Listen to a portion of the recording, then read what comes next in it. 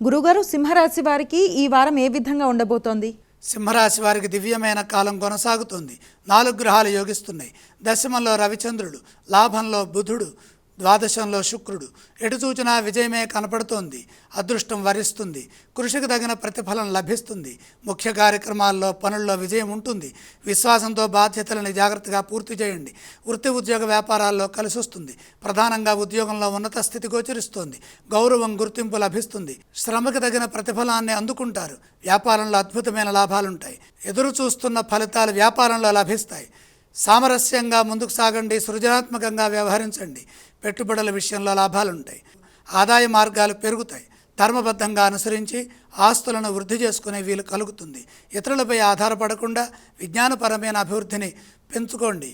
మీ నుండి సమాజానికి మేలు జరుగుతుంది. తగినంత ప్రోత్సాహం లభిస్తుంది.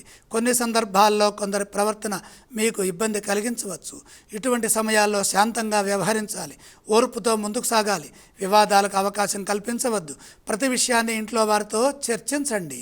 ఈ రాశి వారు ఏ స్తోత్రాలను పఠిస్తే శుభ ఫలితాలు కలుగుతాయి? సింహరాశి వారు లక్ష్మీ ధ్యానం చేయడం మంచిది. ఈ రాశి వారు ఏ ఆలయాలను సందర్శిస్తే శుభ ఫలితాలు వస్తాయి? లక్ష్మీ దర్శనం శుభప్రదం. ఏవేవి దానం చేస్తే మంచిదంటారు? దానాలు అవసరం లేదు.